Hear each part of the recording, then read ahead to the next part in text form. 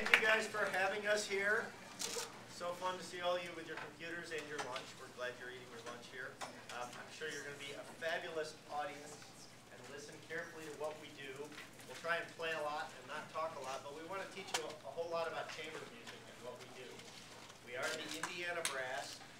We're the Indianapolis Symphony Brass Quintet also. In fact, we just recorded a CD which will come out over the Christmas season. How many of you go to Yuletide with your families downtown? Any of you? Oh, you should all tell your moms and dads you want to go see the Symphony Yuletide show downtown because it's really fun. And then you can buy one of our CDs when you're there. And if you don't come there, a little shameless plug, I put up here, and we'll get some papers to Mr. Weirich and Mr. Murray. But on Tuesday, December 18th at 7 o'clock, we're going to play a whole long concert at the St. Francis Episcopal Church here in Zionsville with all Christmas music and a lot of fun stuff. So bring your family, bring your little brother, bring your little sister, whatever you want. It's a fun concert. We'll get the papers for you to take home to Mr. Weirich on that. So that get extra credit. That's right. My name is Mr. Graff. I'm the horn player in this group. And if you look around, I can't ask you what the kind of a chamber ensemble this is called because we wrote it on the board, so you guys all know it's a brass quintet. But instruments in the brass quintet are 2 trumpets, trombone, horn, tuba. Is that the only way they are? Has anyone ever seen a different group of brass quintet? What could it be? Miscellaneous. You could have 5 trumpets, and technically that's a brass quintet. You could have 3 horns and 2 trumpets. This is the group that most of the brass quintet music is written for, is this group of players with 2 trumpets, horn, trombone, tuba. Although sometimes you'll have a bass trombone instead of a tuba. Sometimes you'll have 2 trombones and a tuba. Those are the more common ones. So before I end up talking too much, we're going to play you a piece of music. And I'll tell you what it is once we've played it.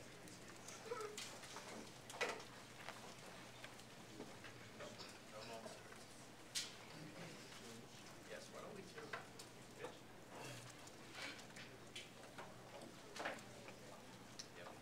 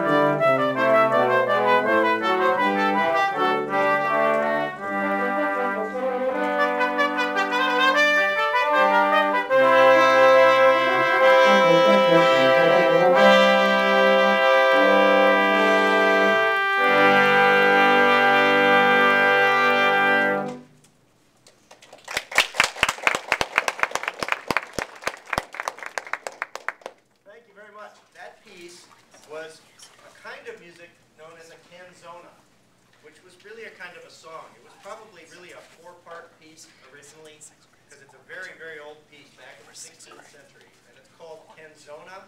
That's a fancy word that kind of means song. Per sonora, that's an Italian word that means with sonority. So canzona per sonora number 4.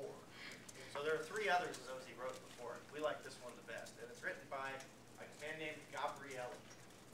Gabrielli, G-A-B-R-I-E-L-I. And Gabrielli wrote a lot of music which has been transcribed for this kind of group of brass instrument. It was written for a slightly different kind of group usually.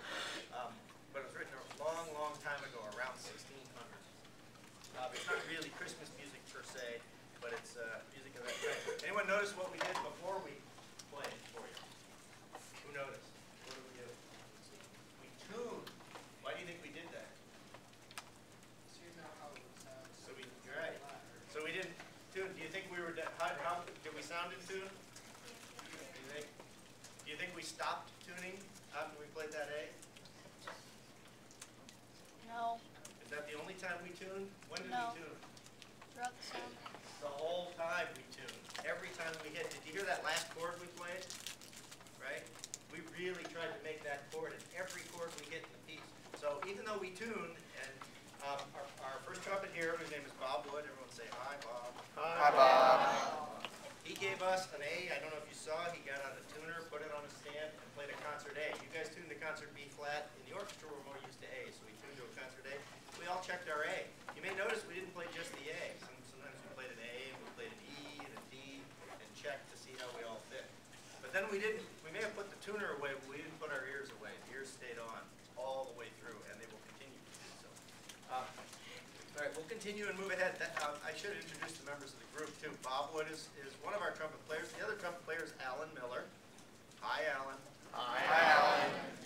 Blake Slavak is our trombone player. Hi, Blake. Tony Niffen. Hi, Tony. And you already know me. I already got it. We're going to go ahead and play some Christmas music for you, and I think we'll start. How about 657? Is that okay? 657 Gloucester. Gloucester, Wassel.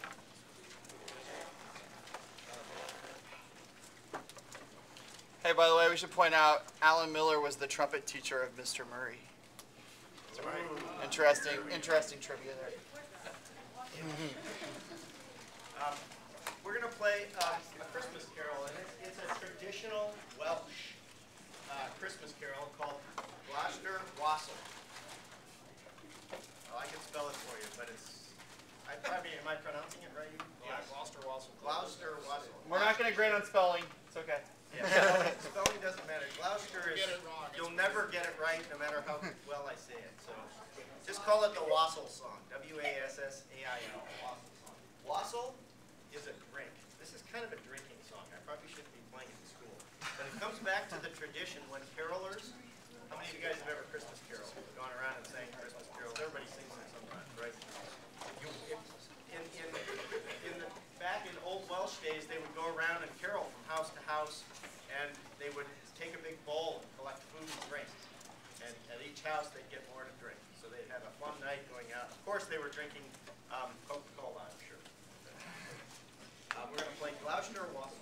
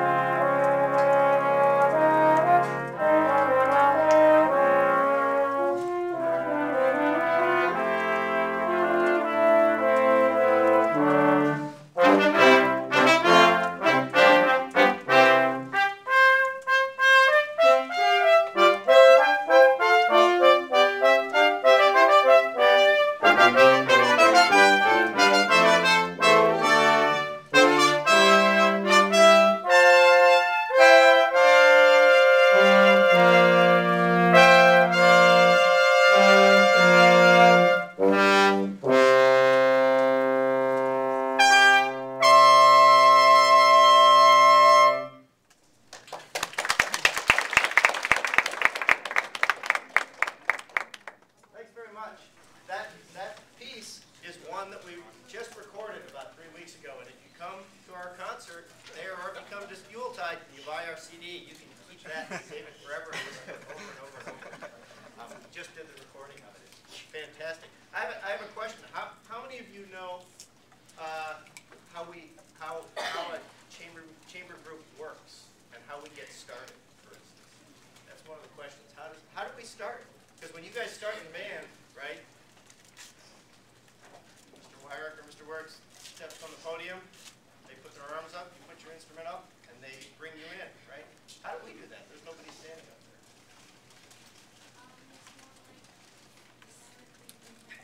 We silently agree. Well, we kind of do. What if we don't agree? Do we have a leader? No. Is there a leader? How many think we have a leader? One person controls everything. Oh yes. Trumpet players think we have a leader. Oh, how many think we kind of share it? Well, you know what? You're all kind of right at different times.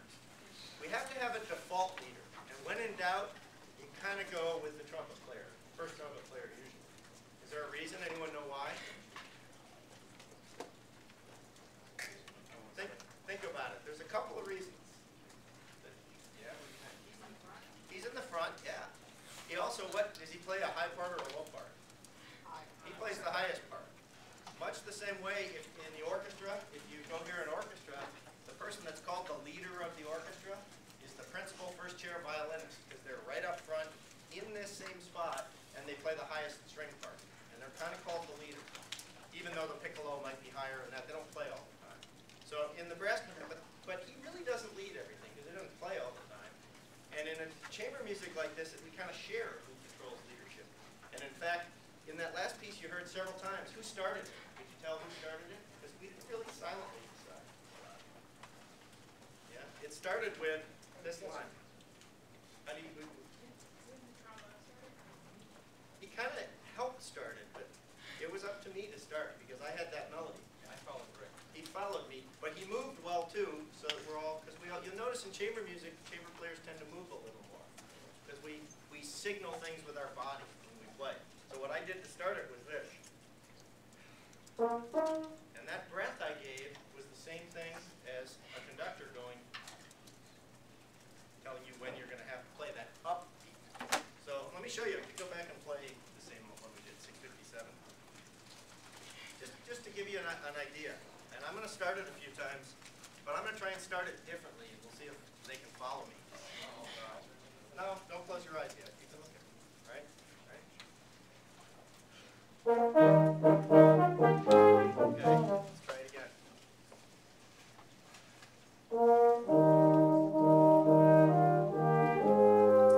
Okay, once more.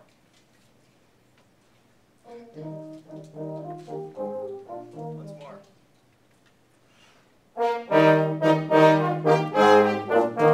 So without talking, we just communicated about 6 different things. Did you see how we did that? How do you think they knew whether I was going to go fast or slow? Anybody? What do you think?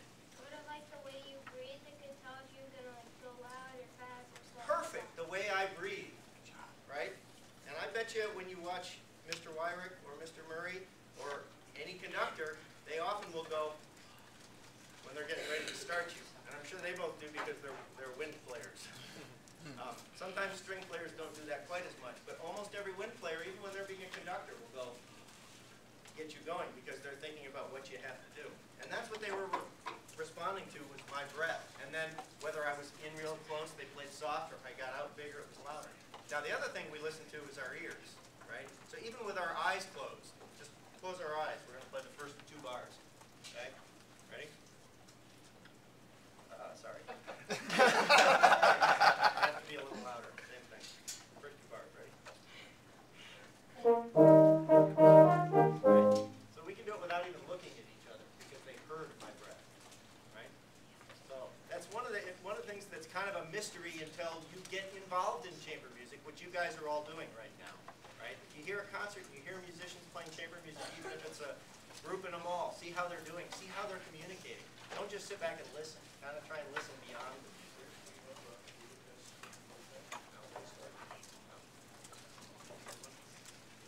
There was a group, a famous string quartet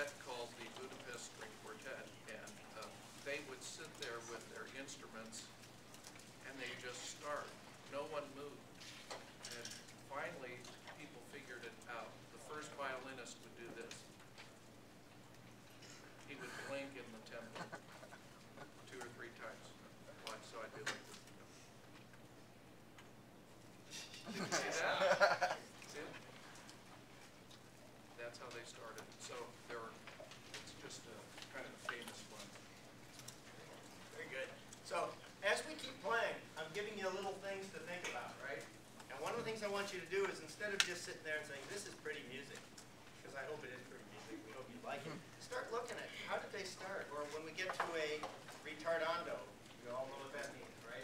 Or an accelerando, or a crescendo, or a decrescendo. Some of those, yes, they're written in the music, but did we stay together? Who controlled it? How did we do it? How did the magic happen? Because when you play in the band, it's no different than playing chamber music. Chamber music, if you're a good chamber music, you're a great band player. Because you have to do the same skills, just on a much, much larger level. Tell you what, we're going to have questions. Right after this next song, we'll have a couple questions, and I'll get both of you guys. We're going to play a different version of Rudolph the Red-Nosed Reindeer, right? I think you guys all know Rudolph the Red-Nosed Reindeer.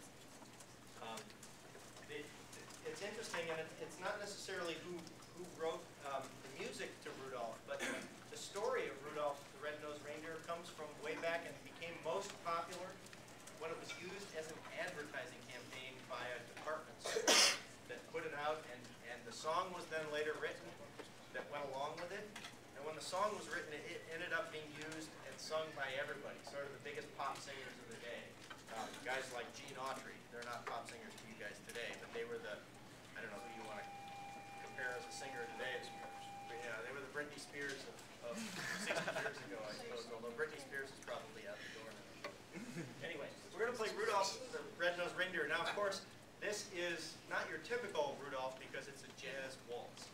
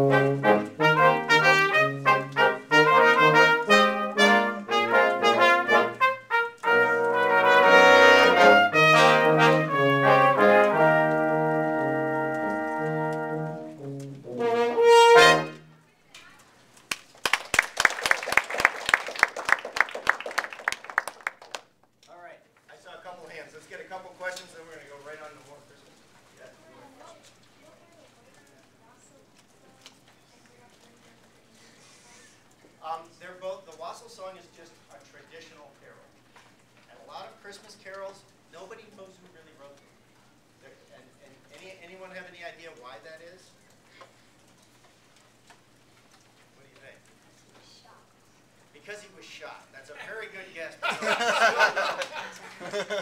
Like, for instance, do we know who wrote Happy Birthday? No. How did you learn Happy Birthday? Did your band director give you the music and then you learned it and had a name on it? No. How'd you learn it? You sang it because your parents sang it at your birthday every time, and you just kind of learned it by hearing it. Christmas carols are kind of the same thing, and a lot of traditional music that's from the 1400s and the 1500s and the 1600s, people didn't really publish it and put it on the internet and say, it's mine, I own it, it's my music. It just got carried around. And a lot of people claim to have written various Christmas carols, but nobody really knows a lot of who wrote them.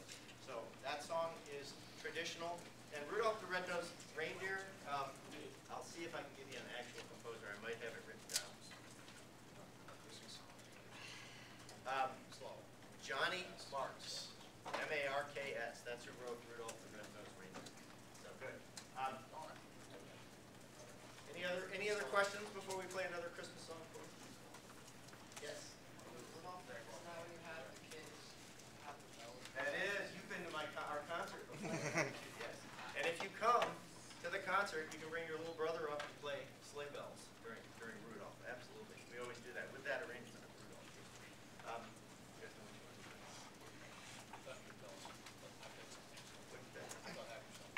Oh, that's perfect. Great. We're going to play another really pretty famous song that was from about the same era as Rudolph the Red-Nosed Reindeer. It's a song called Have Yourself a Merry Little Christmas. Christmas that was written by a man named Hugh Martin and another man named Ralph Blaine. Martin and Blaine were their last names. They wrote this song back around the same time period in the 30s and the 40s. This song became very, very popular. Anyone ever hear of a singer or an actress named Judy Garland? Yes. Right? She was pretty famous a long time ago. She was in some really old movies like Wizard of Oz. Everyone may have heard of the Wizard of Oz.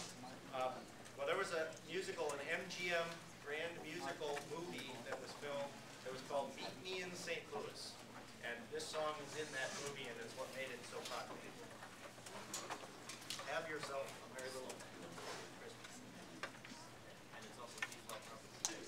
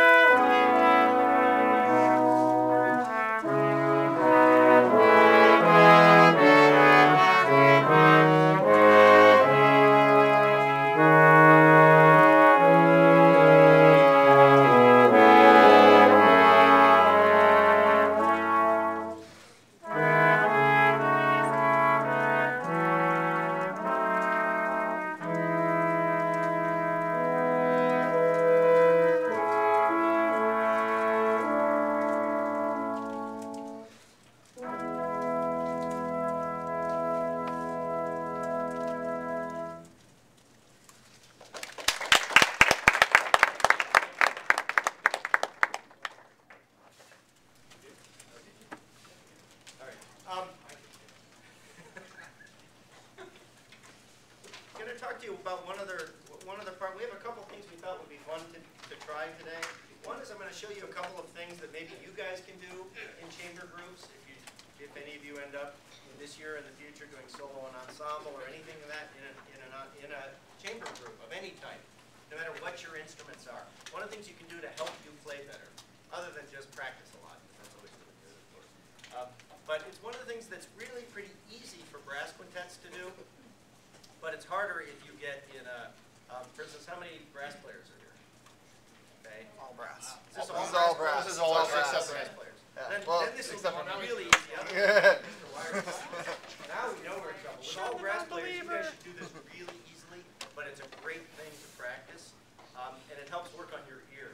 And we're going to take a concert B-flat major scale, and instead of just playing it straight to tune, which is okay to do also, we can do that. Maybe that's a good way to start. Let's just play in half notes, maybe a B-flat major scale. We'll let Alan lead us in it. All right? We'll just go up one octave, not back down.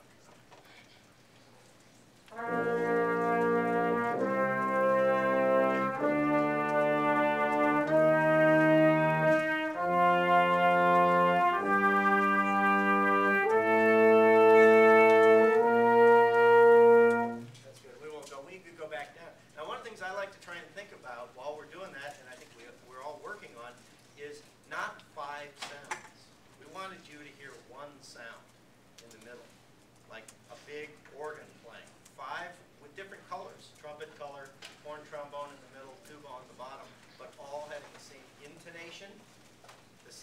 articulation, the same tempo, and when we breathe, we all need to come back in at the same place because we're brass players. Everybody has to breathe, right? So we have to make sure we're all starting the notes together and ending them together within reason because we all have to breathe at different spots because of the different instruments. Now, let's take that and expand it. We're gonna separate that out. You may have done some of this in your band thing. We're gonna let Tony start the scale.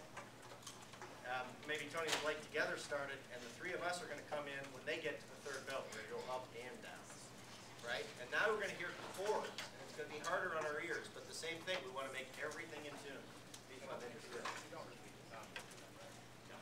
Just turn right around.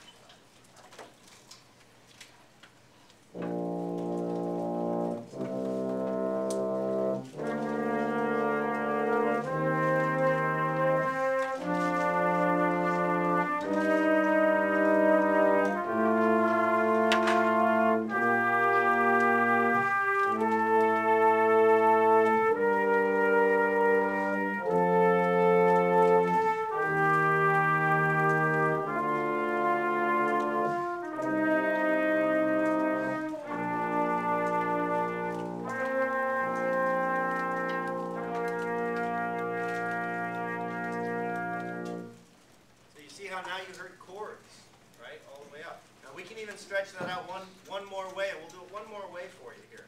And we're going to stretch it into 3 parts now. Yes, yes. We weren't playing too loudly so we could make sure we could hear each other. Right. You notice it wasn't about me hearing myself, it was about how I fit in with the group. At least that was what I tried, and that's what we're all trying to do, is to blend and to get that sound together. So let's try it. And in fact, I'm not even going to play. You guys, 1, 2, 3, 4. Same way? Yeah. And just do it as a quartet for a second. All right.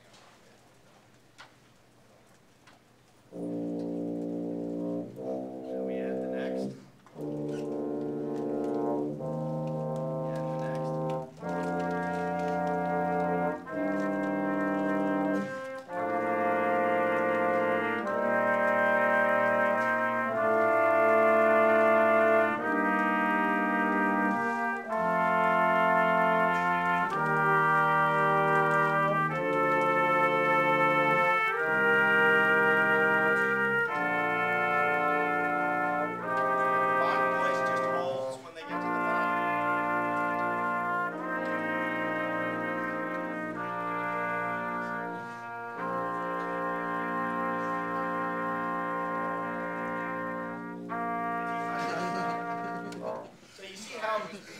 That was really simple. All that is, you guys can all play a B flat major scale or a scale, right?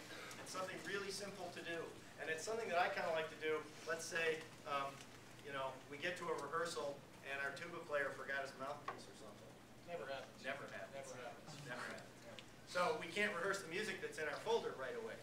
So it's a great way to say, well, guys, let's do something else instead of sitting here and texting our friends. Do something like that. One other thing that's really fun to do, and I used to do this in college all the time with groups, is if you have groups that you want to play with, is just pick notes. And I got this from a teacher that studied with a lot of people in Philadelphia. And apparently the woodwind section in Philadelphia in the 50s and 60s, this is what they did. It wasn't, hey, can we try that note from the third movement of the Shostakovich Symphony? It was, hey, let's play some notes together. So Alan and I will play a note. Together. We got to do it together.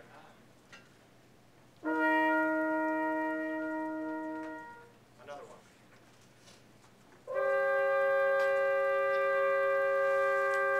Another one.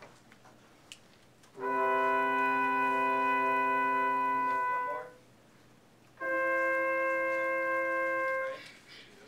The idea is you don't know what's going to come out. We could play the same note. We could play a perfect interval, like a perfect fifth that's going to sound golden, or we could play a chord that sounds really bad. Just have, let's do 3 of us doing it once. Let's see what happens. Alan, you give each.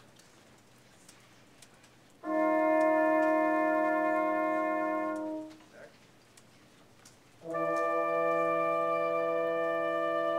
Did you hear that one? What'd you notice about that one? Play it again one more time. Same note.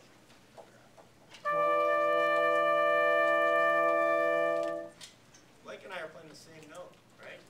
And it took us, you notice that second. We weren't playing the same note when we started. The intonation wasn't perfect. It went, wah, wah, wah. But then the trick is to take as little amount of time as you can and fix it. Because that's what we're doing when we're playing all the time. So you're kind of practicing just the little parts of flying. And that will change in the relationship to that note, to my note, Right. affects how they adjust their note. Absolutely. Whether they make it sharper or flatter, if they're playing the same note, I'm playing a different one. And it's not so much that we kind of even go beyond just playing in tune with the tuner. We have to really play in tune with our ears. For instance, just play a G, for instance, concert G. Now I got to transpose and make sure I'm playing right thing. So that's right. It's concert G. He plays that note. Keep playing it. If I play this note.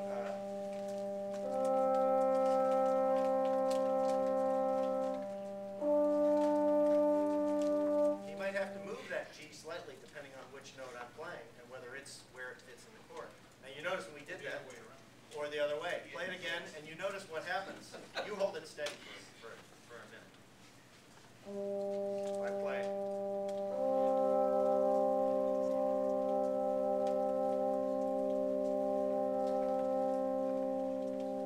You can hear it go, yeah, yeah, yeah, yeah, yeah, yeah, and then I bring it in. Let's do it once more.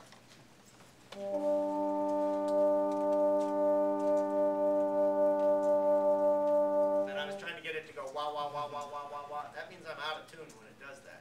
But that's also a good exercise to practice, because if you can force it slightly out of tune, then you can force it perfectly in tune. If it's going wah, wah, wah, wah, wah, and you don't know how it got there, it's really easy to do with two people. When you're in a group of 102, it's a totally different ballgame, and it's much harder. There, you're better off playing right in tune and right in the middle of the note. But when you're in chamber music, you can kind of toy with that kind of stuff. We're going to go ahead and play another Christmas tune for you. How about, here comes let's do that with the repeat. We're going to play Santa Claus is Coming to Town. And I'm trying to look up exactly who wrote it so I can tell you. I have it all written down here. This again was from a lot of the great sort of secular Christmas music, which is not church music, but music about Santa, basically, or elves or reindeers or something is what I would call secular music, was written in the 30s and 40s. And this song was written just before Thanksgiving in 1934. And it was written by a man named Gillespie. That's with a G. And it was also written by a man named Coates. Gillespie and Coates. A lot of these Christmas songs were written by a pair of people, because one of them put the words to it and one of them put the song to it. I'm not sure which was which. But this was made famous by Bing Crosby, actually.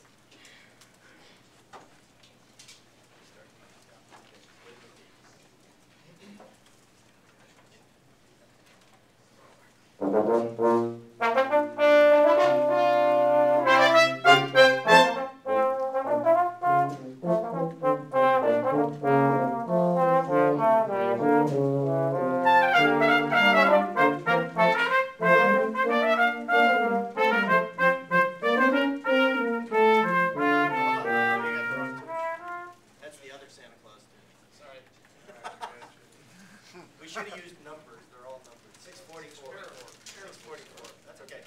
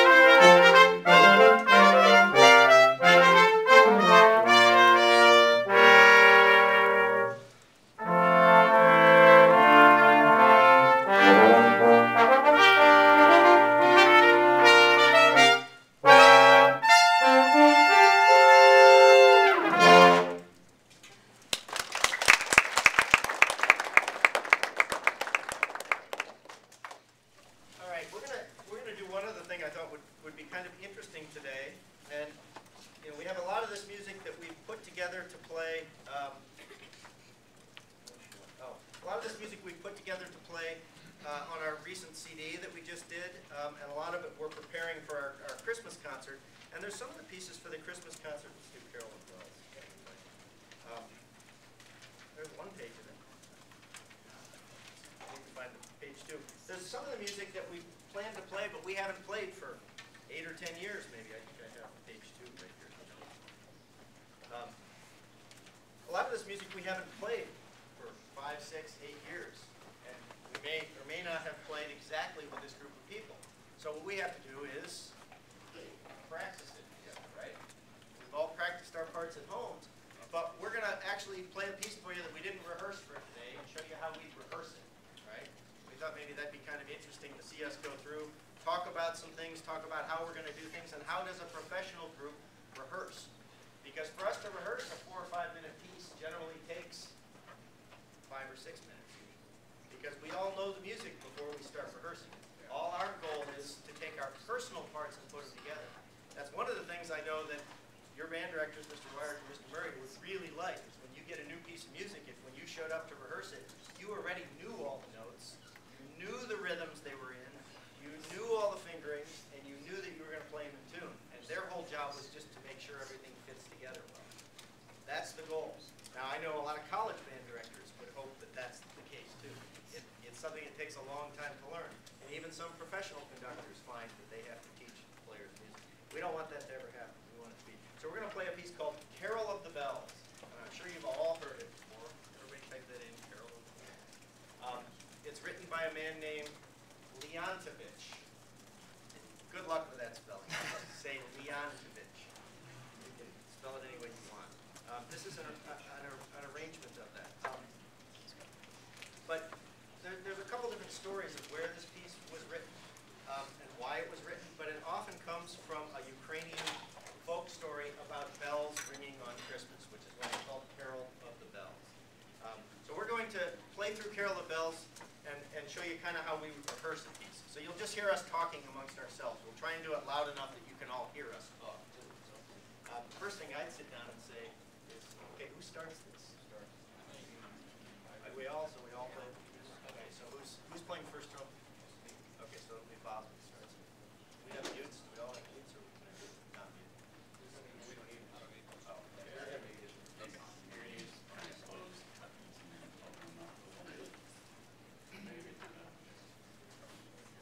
So they're discussing what kind of mutes we're going to use, who starts the piece, how we're going to start it. Go ahead. Rick is also very good at looking very quickly through a piece and reminding us at letter A we have a vivace, which means very lively or fast. But we don't start off vivace, so we're going to have to kind of agree on how much we're going to speed up. But this piece doesn't stay at the same tempo all the time. And once we get to the vivace, we have to decide, are we going to be on the kind of pushy with the tempo the whole time, or are we just going to sit on it? Those kinds of things. Do we have any key changes? There are no key changes in the piece. Right? Like and we'd look ahead. One of the things I'd look in my part where it says vivace, our beginning says andante, which is a slower tempo. Andante doesn't really mean slow. What it means is sort of a walking tempo, I always think. And it actually helps us out even more in this part because it says quarter note equals 92.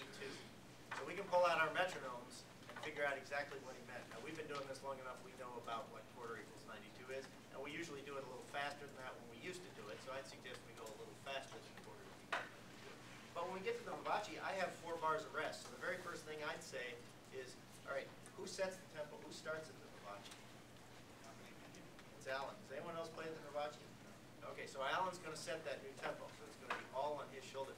Now, I can tell you in my music, I didn't really have to ask because in my part it says Dan and it says Ken.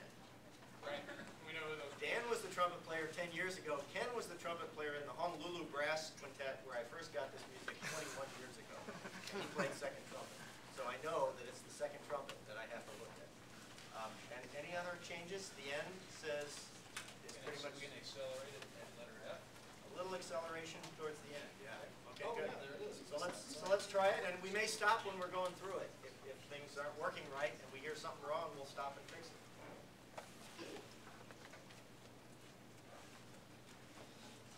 Up. Why don't you count us the tempo you're thinking, Bob? We don't quite have it. Perfect. That's closer to puppy, puppy, I'll puppy, be puppy. singing somewhere around 145 or 150. Okay, maybe we can try a We little might slower try than that. 120 or... You notice we're having some compromise here because we have to know he wants it faster, he wants it slower, I want it in the middle, wherever we find out. Let's see where we end up.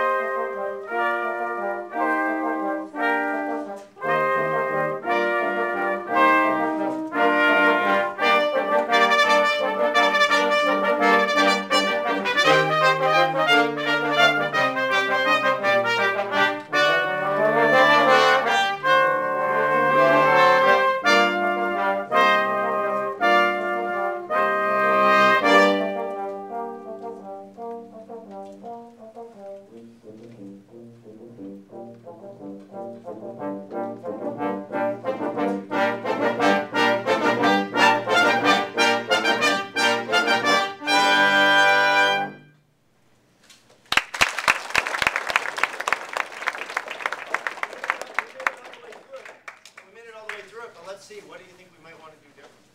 Anything? I think that accelerando in the end could keep going for me. I think we could really, let's try from F maybe once. Play from F to the end and really see if, particularly when the trumpets come in, you guys could just drive us right to that last note. Who should start the accelerando? Well, it's marked in the part around 5 and 6 in my part, but maybe we should. I actually have it in the second, well, really in the first bar. Okay. And I have that figure, so Well, that was a rhetorical question. I didn't do enough of it. I don't think we did it before. I don't have it marked till later, so I didn't even know that. But let's all build it. We'll just each person Since it coming starts right it out, maybe we should go 4 before for the older tempo. in. Okay, that sounds good. Before F.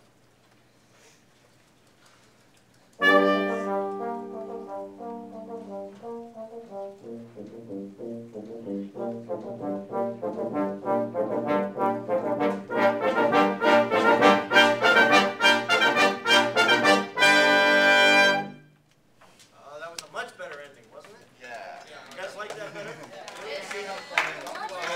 See how we decided that? They kind of just sat there before, and also that had some excitement to it. So you see, these are the kind of things we try in rehearsal. Now, we might have tried it, not liked it, and said, no, let's do it the other way. You know, let's try it and get slower and longer. Now, I can tell you we're not going to like that because we like that a whole lot. We probably have time for one more piece for you. We're going to play Sleigh Ride. Let me tell you so you get it written down, because this is a very, very well-known song about a ride in a sleigh in the winter. It was written by a man named Mitchell Parris. You can call him Mitch Parris, and Leroy Anderson. Leroy Anderson wrote a whole bunch of great music, right? Mitch Mitchell Paris actually wrote the words, and Leroy Anderson is the one who wrote the music. It was composed again back in the 40s. Sorry to interrupt. That clock is 5 minutes behind, and I just realized it right now. So here's the deal, guys. Whoa! So You'll have to come to our Christmas concert. You'll have to come to the and hear Christmas Sleigh concert. Ride. I'm so sorry that clock was 5 But minutes we will be behind. playing it December 18th. If you guys have any questions at all for these guys, feel free to stop by and say hi, and I'd be happy to write you a pass. How about Okay? one big hand for the Indianapolis Symphony Brass Quintet?